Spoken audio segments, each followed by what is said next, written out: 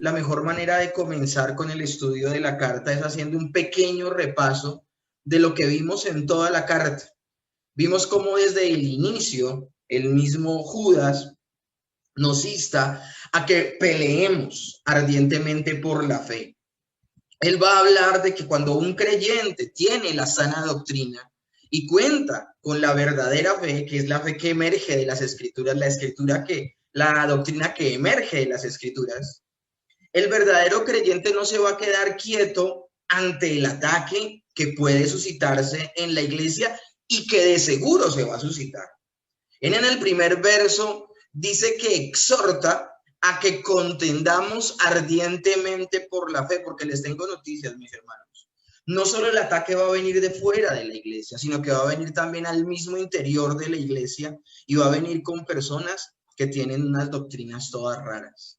Y precisamente Judas, desde el verso 3 hasta el 7, nos hablaba acerca de cómo se iban a levantar falsos maestros, cómo iba a pulular la apostasía aún dentro de la iglesia, pero que eso iba a ser juzgado por Dios. Es una actitud tan grave, tan profundamente terrible, que Dios la ha juzgado con el paso del tiempo. Y vimos cómo el Señor juzgó los falsos maestros y a la apostasía la juzgó en el desierto durante los 40 años, cómo lo juzgó en el diluvio universal, cómo lo juzgó con los ángeles y cómo lo va a juzgar en los tiempos postreros.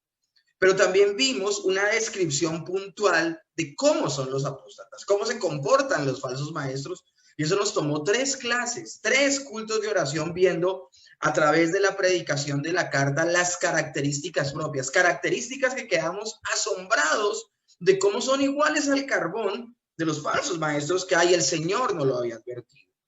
Y luego de que el Señor ha hecho esto, de que nos ha advertido contra la apostasía, el Señor nos hace recordar todas las advertencias.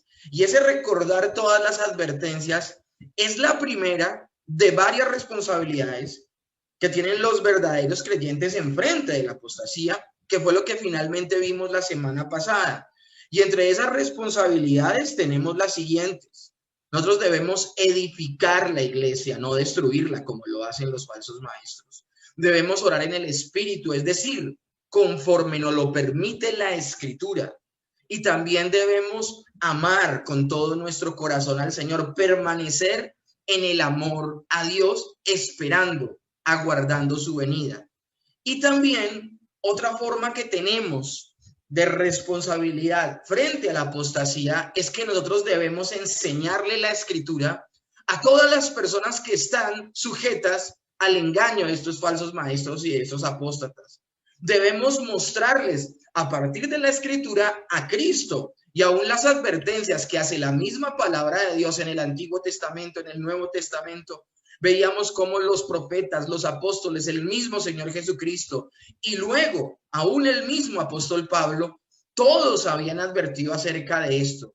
Y por esa razón es tan importante que le enseñemos la palabra de Dios a la iglesia, a la congregación, pero también a todas estas personas que han caído presas de los falsos maestros, producto de que no han depositado su confianza en lo que dice la Escritura, sino en lo que esta gente terrible les dice. Cualquier mentira, cualquier falacia se la creen. Entonces, debemos enseñar la Escritura, mostrar a partir de ella a Cristo, la advertencia que hace el Señor Jesucristo, los profetas, los apóstoles, acerca de la apostasía y de los falsos maestros, y aún no tolerar el pecado de personas que viviendo en engaño piensan que no es tan terrible su modo de vida.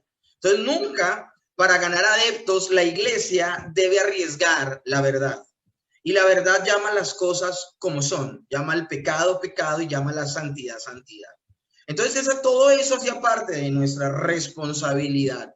Recordar la advertencia, edificar la iglesia, no destruirla, orar en el Espíritu, guardar nuestro amor entrañable a Dios hasta que el Señor Jesucristo vuelva por segunda vez, y enseñarle la Escritura a las personas al interior de la iglesia, mostrar a partir de las Escrituras a Cristo y aún señalar el mal comportamiento, el estilo pecaminoso de vida que las personas tienen que renunciar, al cual tienen que arrepentirse y buscar salvación. en Cristo. El día de hoy, mis hermanos, tenemos nuestra última porción de la escritura que vamos a estudiar. El capítulo 1 de Judas, el único capítulo que tiene la carta desde el verso 24 al verso 25. Y el título del día de hoy es Guardados en el poder de Dios.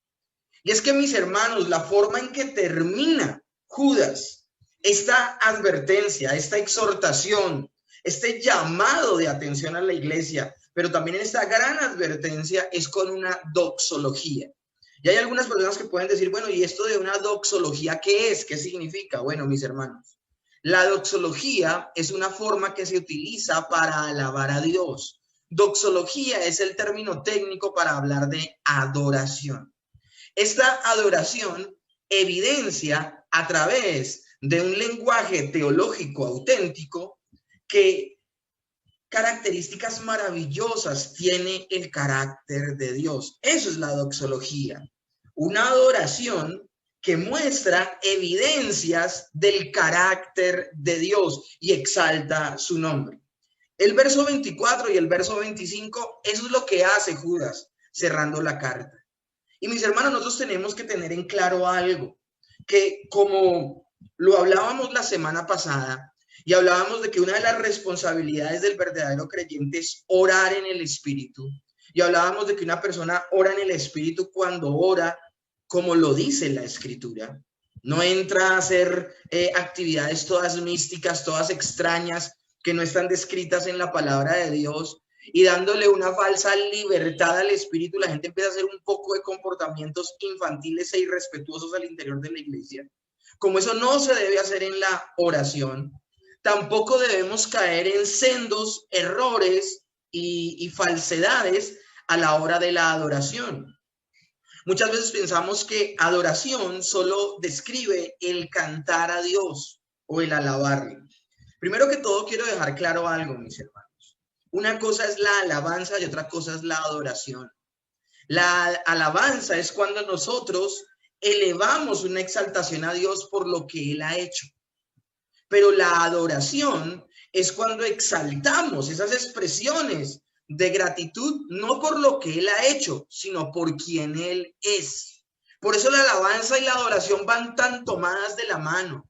En la alabanza agradecemos lo que Dios ha hecho. Nos ha perdonado, nos ha limpiado, nos ha provisto, nos ha guardado. Pero cuando adoramos al Señor es porque lo exaltamos, no por lo que Él ha hecho por nosotros, sino por lo que Él mismo es. Porque es santo, porque es bueno, porque es todopoderoso, porque es omnisciente, porque es omnipotente, porque es omnipresente. Entonces, mis hermanos, unimos esos dos elementos y tenemos un tiempo de doxología maravilloso. Ahora, vuelvo y repito, la adoración es mucho más que cantar. Y más en esta época, mis hermanos, donde se levantan tantas personas componiendo supuestamente canciones cristianas, que ustedes van a ver las letras y la composición para nada son bíblicas, para nada son bíblicas.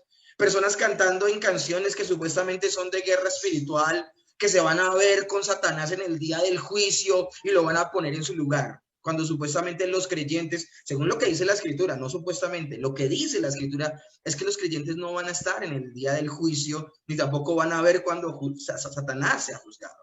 Entonces, hay muchas personas que tratando de tener las mejores intenciones han compuesto música, han compuesto canciones que supuestamente son para Dios, pero al no emerger de la Escritura, sino de todos los errores doctrinales que las personas tienen, no es una adoración digna para el Señor. Y ahora dejo completamente también claro que la única forma de adorar a Dios no es solo cantando. Tú adoras al Señor mientras oras, mientras hablas con Él, mientras lees su palabra. Hablábamos la semana pasada de orar la palabra, de tomar textos de las Escrituras y orarlos. Y me llama a mí poderosamente la atención esto, porque no va a haber una verdadera adoración si esa adoración no está enmarcada en las verdades de la Escritura. El Señor Jesucristo le dice a la mujer samaritana en Juan 4, del 20 al 24, que Dios anda buscando adoradores que le adoren en espíritu y en verdad. Que Dios anda buscando tal tipo de adoradores. Y cuando dice en espíritu, estamos hablando precisamente de lo que hablamos la semana pasada. Orar en el Espíritu habla de orar como nos dice la Escritura.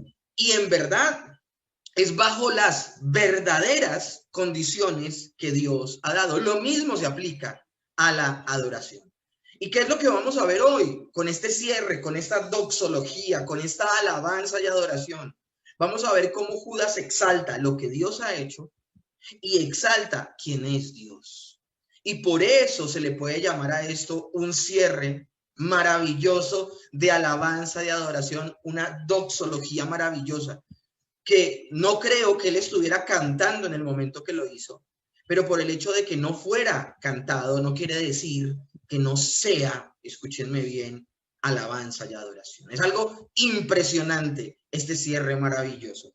Ahora, gloria a Dios por los himnos, por las canciones cristianas. Ustedes saben todas las canciones que cantamos nosotros el día domingo, el día de hoy, cuando comenzamos nuestro culto. Estas canciones que son basadas en las Escrituras. Entonces, con esto que estoy diciendo, no estoy tratando de menospreciar el cantar a Dios. Dios me guarde de eso. Si hay algo maravilloso que puede hacer el creyente es cantarle al Señor, elevar esas canciones, esos himnos, que es algo que también dice el apóstol Pablo, que hagamos, maravilloso. Pero en algo nos tenemos que cuidar, y es que sea bíblico, es que sea bíblico. Pero mis hermanos, entremos precisamente en materia y veamos cómo Judas, con este cierre, es un adorador verdadero que adora en espíritu y en verdad. Y hoy, al estudiar su carta, somos invitados de manera natural a que lo hagamos juntamente con él, a que adoremos y alabemos. Yo quiero hacer una pregunta que quiero que quede en el aire antes de comenzar con el texto del día de hoy. El texto del día de hoy va a comenzar precisamente con ese guardados por el poder de Dios. Y la pregunta, ¿cuál es? ¿Por qué Judas termina una carta que ha advertido, que ha señalado a los falsos maestros y a los apóstatas, una carta muy fuerte que además de ser exhortativa, advierte, cuestiona, señala, expone? Como una carta de esta envergadura que hemos visto durante todos estos 23 versículos termina con una doxología? ¿Cómo es posible que una carta de este contenido tan fuerte termine con expresiones tan maravillosas como las que vamos a ver hoy de adoración? Pues mis hermanos, todo parte de esta pregunta. ¿El verdadero creyente debe temer a la apostasía? ¿El verdadero creyente debe temer a la apostasía? Esa es la gran pregunta para este cierre maravilloso del día de hoy. Y la respuesta categórica, mis hermanos, es no. El creyente verdadero permanece siempre en el camino de la fe. Pero si algo va a quedar hoy establecido, es que si se mantiene el creyente firme en la fe, no es por su propia fuerza, no es por su propia capacidad, es porque Dios actúa poderosamente en él. No es por su propio poder, pues no tiene esta capacidad, es por el poder de Dios. Y precisamente por eso, mis hermanos, es que el creyente va a poder perseverar hasta el final. Va a ser guardado por la gracia, por el amor de Dios, por el poder de Dios, como lo vamos a ver hoy. Por eso no hay tal cosa como personas que un día fueron salvas y en algún momento cayeron de la fe. Si una persona en algún momento se aparta de los caminos de Dios, significa que nunca verdaderamente se convirtió. Nadie cae de la gracia, nadie pierde la salvación. Y si se levantan detractores de esto que estoy diciendo, vamos a tener todo este cierre de estudio para que ustedes lo vean a través de la misma escritura. Porque yo no voy a decirles es que es lo que yo pienso, no, es lo que dice claramente la escritura.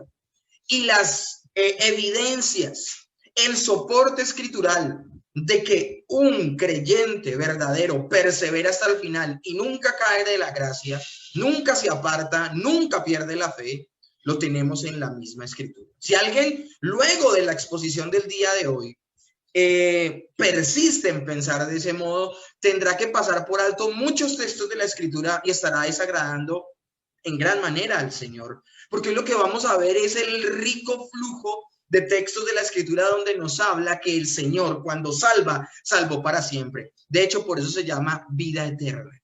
Cuando el Señor te da vida eterna, porque no termina. Si alguien pudiera caer de la vida eterna, es que nunca adquirió vida eterna, sino adquirió vida temporal. Y Dios no da vida temporal, sino vida eterna. Entonces, como esto lo va a expresar el escritor de la carta, como eso lo va a expresar Judas, luego de haber exhortado, evidenciado y señalado a los falsos maestros, él va a decir, pero los verdaderos creyentes no caerán presa de los falsos maestros, ni serán apóstatas. Y por eso glorifica a Dios, por eso lo adora, por eso lo alaba, porque si el creyente se mantiene firme, en pie y nunca vuelve atrás, es por el poder de Dios en su vida. Esta doctrina se conoce como la doctrina de la perseverancia de los santos. Y cuando uno lo llama perseverancia de los santos, sonaría a que el creyente es el que se esfuerza. Y sí, nosotros tenemos que cuidar nuestra salvación con temor y temblor. Y el término cuidar nuestra salvación no significa que la cuidamos porque la podamos perder, sino porque es muy valiosa para nosotros. Nosotros no podemos perder la salvación porque es algo que nos supera tan grandemente, que no la pudimos adquirir por nosotros mismos, mucho menos la podemos perder. De lo grande, de lo costosa, de lo sobrenatural, de lo divina que es. Nosotros ni siquiera la podemos sostener. Es algo tan grande, tan inmenso, tan eterno, que no lo podemos sostener. ¿Ok? Entonces sí, nosotros cuidamos nuestra salvación con temor y temblor, refiriendo a que tenemos la responsabilidad de vivir en santidad. Pero por eso a mí el término perseverancia de los santos no es que me guste mucho. A mí me gusta más preservación de los santos. Porque es Dios quien preserva al creyente. Es Dios quien esconde en su mano a los verdaderos hijos de Dios, a las ovejas de su prado, y no permite que ninguna se pierda. Es por eso que Judas termina con esta expresión de alabanza y de adoración, porque a pesar de que el ataque arrecie, a pesar de que los falsos maestros sean muy engañadores y muy audaces y muestren mentiras disfrazadas de verdades, nunca lograrán atrapar a un verdadero creyente, porque un verdadero creyente está guardado por Dios. Y es por eso que la carta termina de esta manera.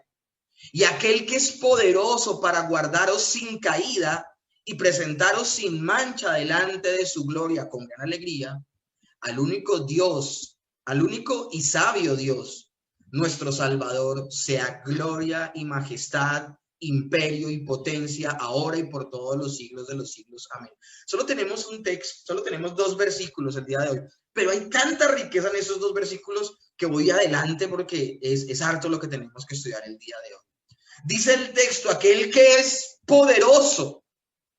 Lo primero que hace el autor es que nos muestra que si somos guardados y si permanecemos en el camino de la santidad y si permanecemos en el camino de la salvación como verdaderos creyentes, porque mis hermanos, les tengo noticia, esa es la señal de que un creyente es verdadero creyente.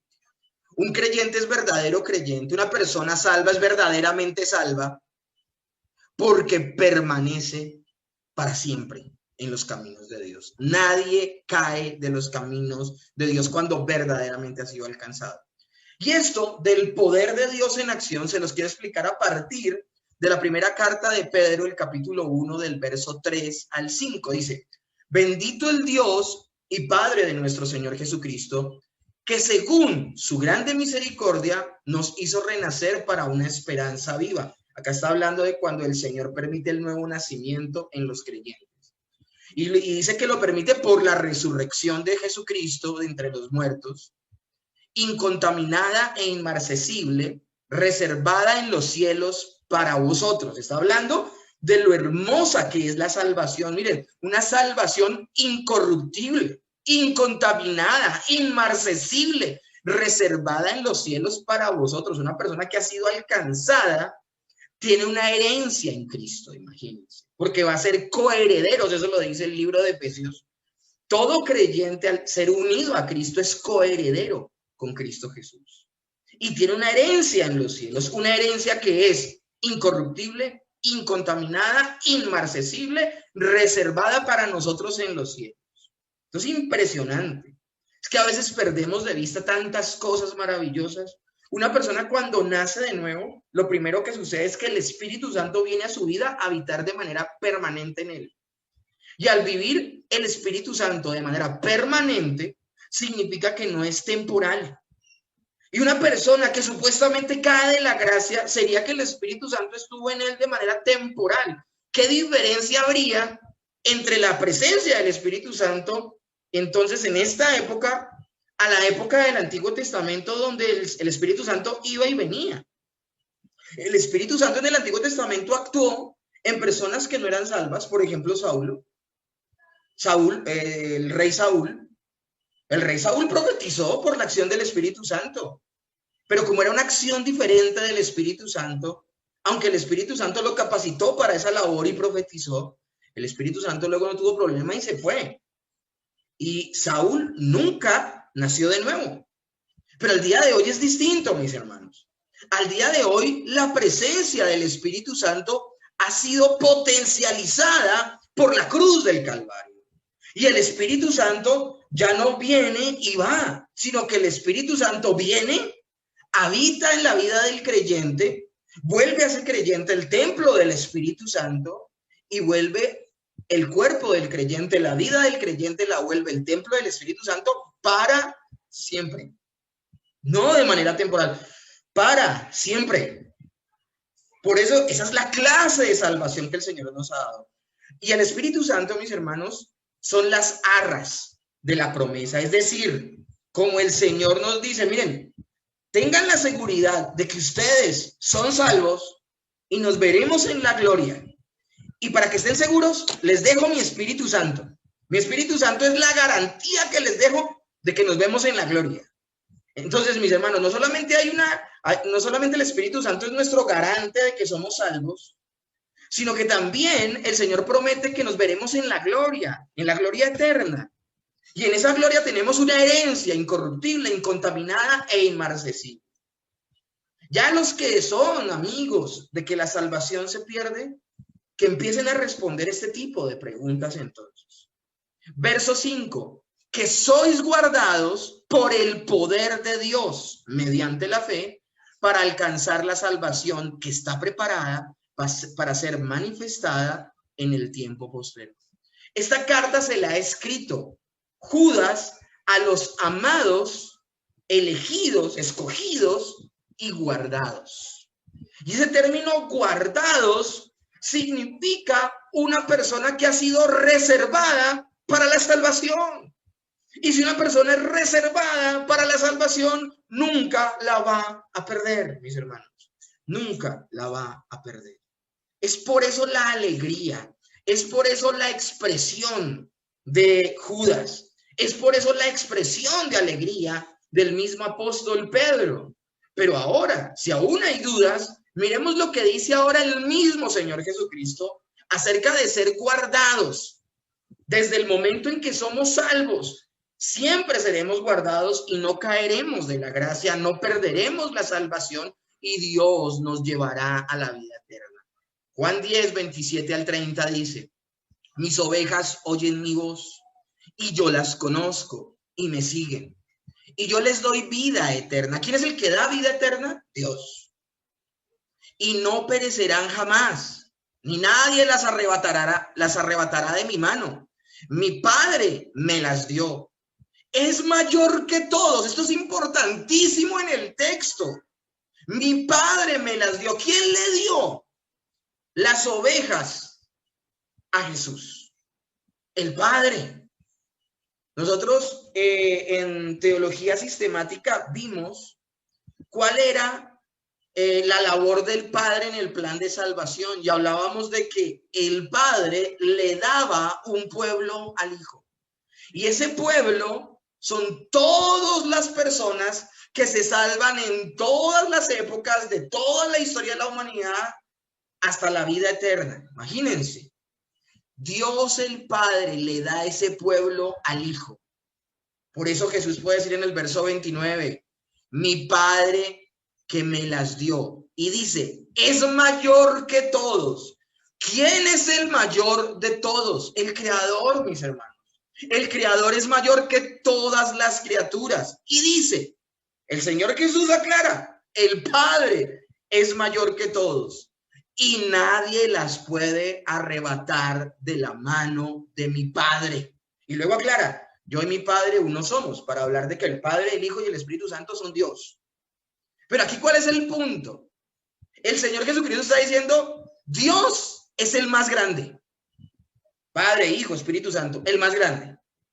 Y todos los que son salvos, todos los escogidos, todas las ovejas del Señor están, escúchenme bien, en la mano de Dios. Ahora, esto es un antropoformismo, una figura antropomórfica. Dios no tiene manos porque Él es espíritu.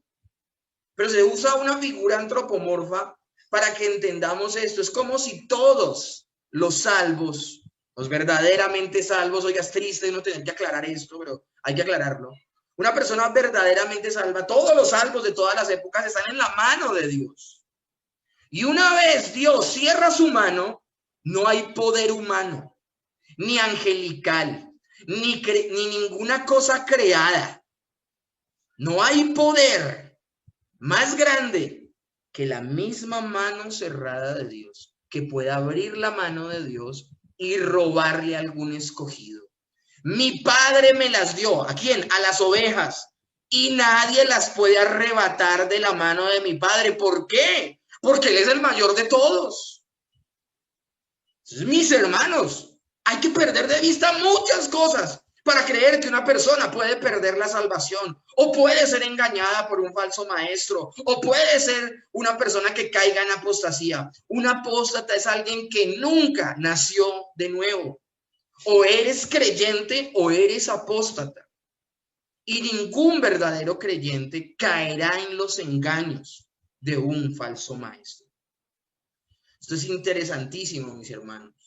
Pero también hay que aclarar algo. Primera de Pedro 1:5 dice que sois guardados por el poder de Dios mediante la fe.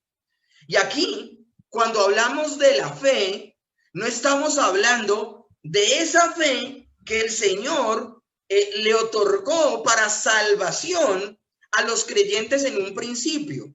Estamos hablando de su práctica de fe. Un creyente en la práctica demuestra, escúchenme bien, y eso también hace parte obviamente de esa fe que le fue dada desde el principio al creyente, esa fe que te llevó a depositar tu confianza en el Señor Jesús y arrepentirte de tus pecados. Pero esa fe también te llevará a ti, escúchame bien, esa fe que te la otorga Dios, escúchenme bien, Dios otorga esa fe.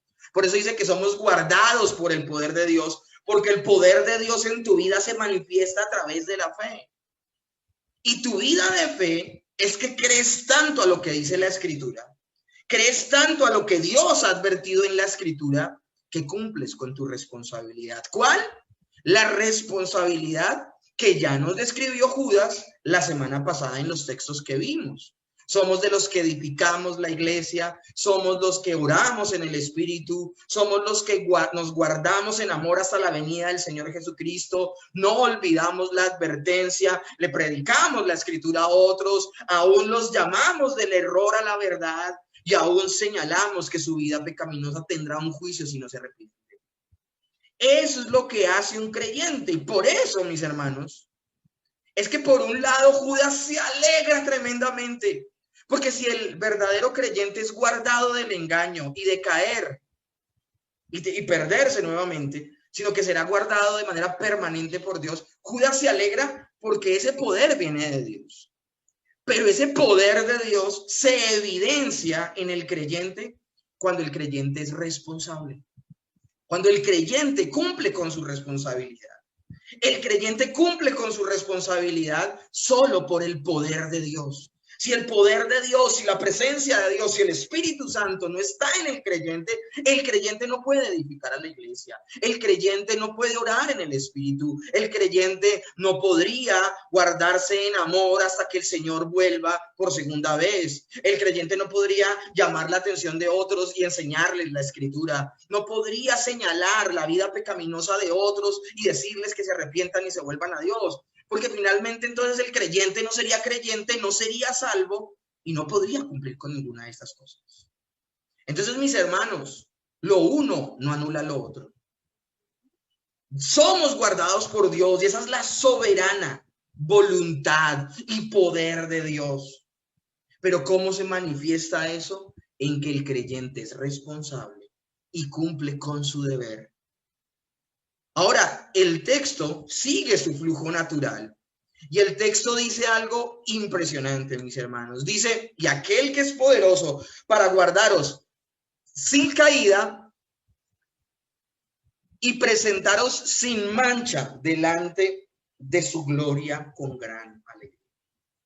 No solo el Señor es poderoso para no dejarnos caídos, para no dejarnos derribados y supuestamente perder la salvación, sino que como dice la palabra, así el justo caiga 7 veces el Señor lo va a levantar. Porque aquí el punto cuando dice sin caída no significa que nuestra vida espiritual todo el tiempo va a ser en un constante ascenso. No, nosotros vamos a tener luchas, vamos a tener que madurar en la fe. Tendremos que, como dice en Romanos 4 el apóstol Pablo acerca de Abraham, tendremos una lucha de esperanza contra esperanza y tendremos que batallar en la fe. Y tendremos que madurar en el Señor, y tendremos que renunciar a pecados, y tendremos que mortificar el pecado y la maldad en nuestras vidas. Y a veces tendremos éxito, a veces nos estancaremos un poco, pero siempre apuntando a ser como el Señor Jesucristo. Pero no solamente el Señor nos guarda sin caída, sino que también nos presenta delante de Él sin mancha. Y eso es impresionante, mis hermanos. ¿Cómo sin mancha? Si lo que estamos viendo nosotros, nuestra realidad, es que a diario el creyente falla. A diario el creyente peca. A diario el creyente no es perfecto. Entonces, ¿qué significa esto? Que el Señor nos guarda sin mancha. ¿Qué significa eso? Mis hermanos, los textos son muchos. Y por eso escogí solo escogí algunos, pero son muchos, hermanos, que nos llevarán a reflexionar en esta verdad. Primera de Corintios 1:8, el cual os confirmará hasta el fin para que seáis irreprensibles en el día de nuestro Señor Jesucristo. ¿Cómo así? ¿Qué significa el término irreprensible? El término irreprensible significa una persona que no es necesario reprenderla. Ninguna reprensión sobre él porque su comportamiento es perfecto. Pero yo te pregunto, ¿el comportamiento del creyente es perfecto? No. Colosenses 1:21 lo dice de esta manera. Y a vosotros también, que erais en otro tiempo extraños y enemigos en vuestra mente, haciendo malas obras, ahora os ha reconciliado. Pablo le habla a los colosenses diciéndole su antigua manera de vivir. En su cuerpo de carne por medio de la muerte. Nosotros, ¿por quién fuimos reconciliados con el Padre? Por medio del Señor Jesucristo, por medio de su vida perfecta, por medio de su obra perfecta. De hecho, eso se llama la sustitución, que el inocente muere por el culpable. Dios vio como culpable a Jesús y en él castigó nuestros pecados. Y a nosotros nos ve justos, nos ve irreprensibles, nos ve sin mancha, no porque lo seamos, sino porque ese es el Señor Jesucristo. Esa es la doble imputación. Mientras a Él se le imputa, escúchenme bien, nuestro pecado, nuestra maldad de manera legal, a nosotros de manera legal se nos imputan sus justicias, su vida perfecta, su perfecto sacrificio. ¿Y para qué hizo el Señor Jesucristo? Para presentarnos santos y sin mancha e irreprensibles delante de Él. Efesios 1:3. Bendito sea el Dios y Padre de nuestro Señor Jesucristo, que nos bendijo con toda bendición espiritual en los lugares celestiales en Cristo, según nos escogió en Él antes de la fundación del mundo, para que fuésemos santos y sin mancha delante de Él. Fuimos escogidos desde antes para ser representados por el Señor Jesucristo y ser vistos sin mancha y sin ninguna cosa irreprensible, sin ningún pecado. Y Efesios 5, 25 al 27, mis hermanos, es un gran cierre de esta enseñanza de que el Señor nos presenta por su poder sin mancha. Y tengo que leerles desde el texto 25 para que más o menos entendamos de qué se trata. Esto lo vimos en cultos anteriores de oración. Maridos, amad a vuestras mujeres como Cristo amó a la iglesia y se entregó a sí mismo por ella. Hay una comparación. Maridos, amen a sus esposas como Cristo amó a la iglesia. Pero ahí es donde yo quiero que prestemos atención. ¿Cómo Cristo amó a la iglesia? Miren cómo es el poder de Dios el que permite que nos presentemos delante de Dios sin mancha. No nuestra perfección, sino el poder de Dios. Haciendo una comparación, maridos, amen a sus esposas como Cristo amó a la iglesia. Bueno, como Cristo amó a la iglesia. Dice, y se entregó a sí mismo por ella. Cristo amó la iglesia y su amor por la iglesia hizo que él se entregara a sí mismo por ella. Y al entregarse a sí mismo, entregar su vida, entregar todo de sí por la iglesia, tenía un propósito, tenía el propósito de santificarla, de purificarla, a fin de presentarla a sí mismo una iglesia gloriosa que no tuviese ni arruga, ni mancha, ni cosa semejante, sino que fuese santa y sin mancha. Dios mismo es el que ha operado en la iglesia para que la iglesia no tenga ni mancha ni arruga. Ahora, ¿para qué Dios hace eso? Para presentársela a sí mismo, sin mancha y sin arruga. Una cosa impresionante. Por eso la salvación nunca ha dependido de los seres humanos. Siempre ha dependido de Dios. No es por obras para que nadie se gloríe. Es por gracia, mis hermanos. No solamente fue la obra perfecta de Cristo, su vida perfecta, sino que es Dios mismo el que obra todo esto para quitar las manchas y la arruga de todas las personas que habían de ser salvas y presentarse a sí mismo una iglesia sin mancha y sin arruga. Esto es mucho poder, mis hermanos, el del Señor. Y dice el texto, con gran alegría, para guardaros sin caída y presentaros sin mancha delante de su gloria con gran alegría. Es que, mis hermanos, en nosotros no había el poder de salvarnos a nosotros mismos. Eso es lo que quiero que nosotros entendamos el día de hoy. No había poder humano en nosotros para salvarnos a nosotros mismos. Y el Señor nos salva. Y no solo nos salva, sino que nos guarda, nos preserva para la salvación, nos sostiene. Nadie nos puede apartar del amor de Dios que es en Cristo Jesús, ni lo alto, ni lo profundo, ni huestes, ni potestades, ni lo pasado, ni lo porvenir, ni ninguna cosa creada puede apartarnos del amor de Dios que es en Cristo, Señor nuestro, mis hermanos. ¿Cómo no nos vamos a alegrar por eso? ¿Cómo no nos vamos a alegrar por eso? ¿Y cómo no le vamos a dar gloria a Dios por lo que Él ha hecho? Cuando nosotros adoramos a Dios por su salvación, lo adoramos y lo alabamos. Lo alabamos por lo que hizo, pero lo adoramos por quien es Él. Porque es que no había otra forma. Él es así. Así de grandiosa es nuestra salvación. Y lo impresionante de esta carta es esto, mis hermanos. Como una carta tan categórica, tan exhortativa, que advierte cosas tan tremendas, tan rudas, tan fuertes, termina de una manera tan maravillosa. Sigamos leyendo a Pedro.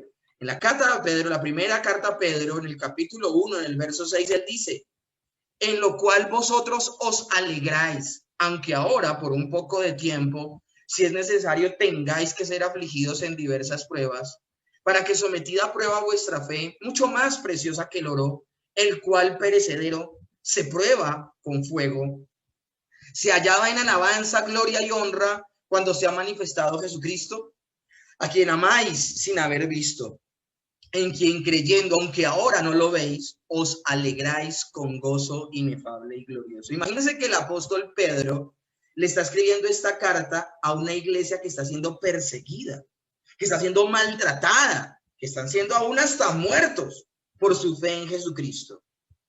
Y el apóstol Pedro les dice, ustedes hacen bien en gozarse. Y es un gozo inefable y glorioso, en gozarse en medio de esta tribulación. ¿Y por qué se gozan? Porque a pesar de que el momento que están viviendo es difícil, la persecución, la adversidad, la angustia, la tristeza, como tienen su vista puesta en el galardón, en la vida eterna, aún esas situaciones difíciles que viven no les roban el gozo. Si esto no les roba el gozo en medio de estas adversidades, imagínense cómo será su gozo cuando ya estén en la presencia de Dios. Mis hermanos, es que el verdadero gozo nadie te lo quita. Ni la adversidad, ni la angustia. Y de hecho, esas situaciones difíciles y diversas pruebas lo que hacen es probar tu fe. Pero el gozo no se va.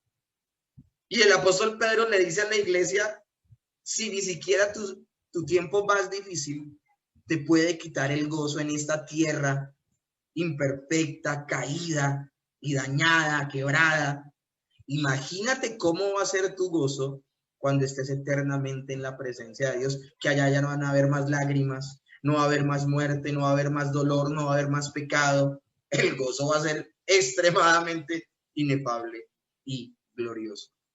Y Apocalipsis 19:7 dice algo también impresionante, mis hermanos, para que nosotros podamos analizar el día de hoy también. Dice así Apocalipsis 19:7. Gocémonos y alegremos y démosle gloria a Dios, porque han llegado las bodas del Cordero y su esposa se ha preparado. Vuelvo y les repito, mis hermanos, si al día de hoy el gozo no nos lo roban, las situaciones difíciles, cuánto menos cuando estemos en gloria con el Señor, cuando estemos sentados en las bodas del Cordero y veamos que a su novia se le ha concedido un vestido de lino fino, limpio y resplandeciente, para gozarnos con él para siempre. Entonces, mis hermanos, claro que hay razones para que Judas esté tan alegre y esté adorando al Señor. Ahora, él dice algo más. Verso 25, volviendo a Judas, al que nos ha guardado sin caída y sin mancha, al único y sabio Dios, nuestro Salvador, sea gloria y majestad, imperio, potencia, ahora y por todos los siglos. Amén. Vamos a ir a la primera parte. La primera parte es al único. Judas aclara que a quién está adorando. Está adorando al único Dios verdadero. ¿Y por qué lo hace? ¿Por qué expresa esto? Porque en el mundo en el que vivimos es un mundo donde hay muchos dioses falsos. Y en medio de todos esos dioses falsos que tienen boca y no habla, ojos y no ven, no pueden hacer nada por los que les adoran porque son falsos, en medio de ese engaño, en medio de esa maldad, en medio de ese paganismo, Dios, el único Dios verdadero, se nos ha manifestado a nosotros. Nosotros podríamos ser de aquellos que estamos bajo engaño. Nosotros podríamos ser de aquellos que estamos bajo el velo de Satanás. Pero por gracia Dios, al darnos vida, nos abrió los ojos y nos permitió ver. Y no adoramos dioses falsos, sino adoramos al Dios verdadero. Pues claro que hay motivos para adorar a nuestro Dios.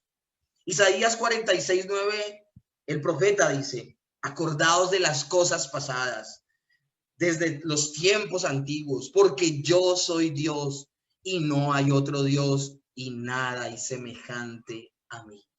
Ese Dios es el Dios que se le ha manifestado al verdadero creyente y le ha dado vida. Y por eso el verdadero creyente, mis hermanos, es inmensamente rico. El verdadero creyente tiene razones para gozarse, porque el mundo está en engaño, pero él ha encontrado la verdad. Nosotros no somos como Pilatos, que estamos enfrente de Jesús y preguntamos qué es la verdad. Entendemos que Jesús es el camino, es la verdad, es la vida. Dios nos ha dado la vida para poderlo comprender. No es un conocimiento que emerge de nosotros, es un conocimiento que vino producto de que Dios nos dio vida a nosotros.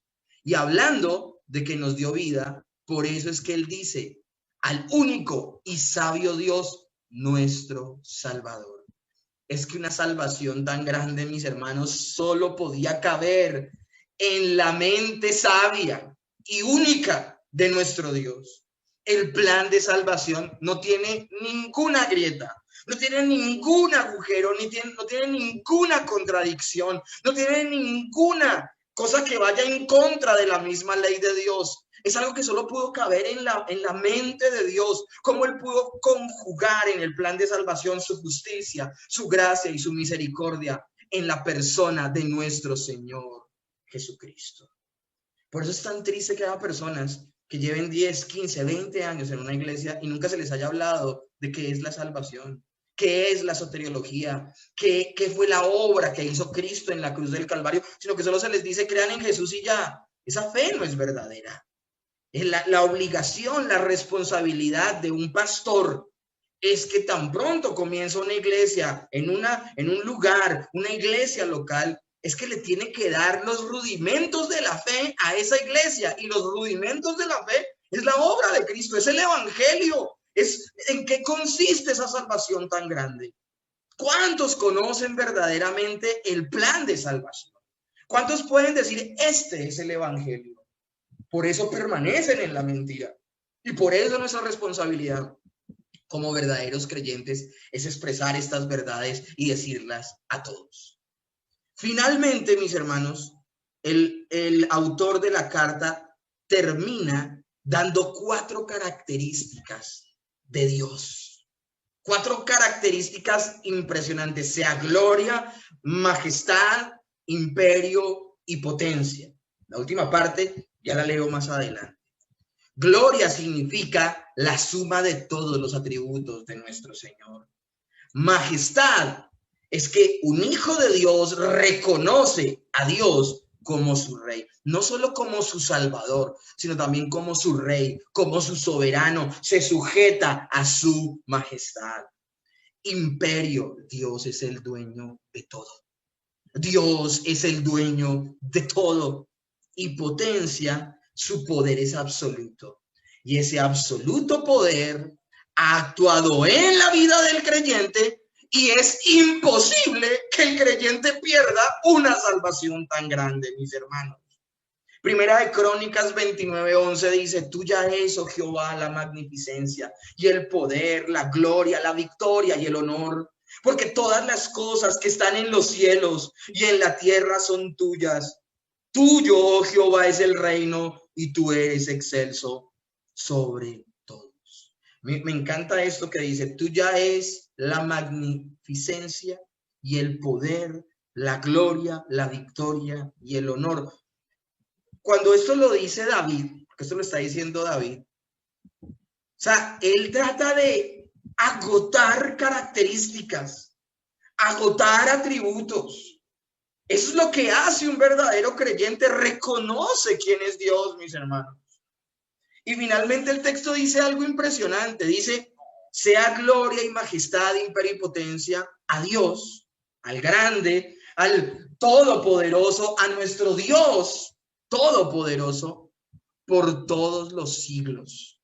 La Reina Valera, que es de donde saco este texto, se queda un poco corta, porque ese por todos los siglos, lo que realmente está diciendo es lo que dice precisamente en otros pasajes muchos otros autores, donde lo que dicen palabras más, palabras menos, es que la gloria, la majestad, el imperio y la potencia del Señor son desde el pasado, afectan el presente y el futuro. Porque les tengo noticias, mis hermanos. Dios no lo afecta el tiempo. Él creó el tiempo. Él no vive en términos de pasado, de presente o de futuro. Él es. Por eso se llama, por eso Jehová es yo soy el que soy. Él es, en un acto, Él es. Y Él es todo el tiempo, porque a Él no lo afecta el tiempo, Él no se mueve de esa manera. Él siempre ha sido así como lo está expresando el autor Judas de la carta. Efesios 3:20 lo expresa de una manera categórica y maravillosa el apóstol Pablo. Y aquel que es poderoso para hacer todas las cosas mucho más abundantemente de lo que pedimos o entendemos, según el poder que actúa en nosotros. A ese Dios es el que adora el apóstol Pablo. Pero cuando habla el apóstol Pablo de mucho más y abundante, está usando adverbios. Y está usando 3 seguidos. Mucho más abundante.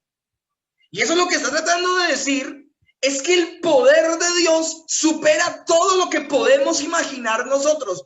No cabe en mi mente todo lo que hace Dios para guardarnos. Por eso es imposible que el creyente caiga de la gracia. Una persona una vez ha sido alcanzada por Dios y ha sido salva para toda la eternidad. Por eso se le llama que se le ha concedido vida eterna. Y la vida eterna no se concede temporalmente. Por eso es imposible que una persona se salve solo por un ratico y luego pierda la salvación. Si queremos tener verdaderamente una adoración en espíritu y en verdad, orar en espíritu y en verdad, debemos ser bíblicos. Y hoy la evidencia ha sido absoluta. De hecho, por esa razón Judas termina la carta como la termina, dándole gloria a Dios, porque a pesar de los engañadores y a pesar de la apostasía, el verdadero creyente, por el poder de Dios, será responsable y nunca caerá de la gracia. Señor,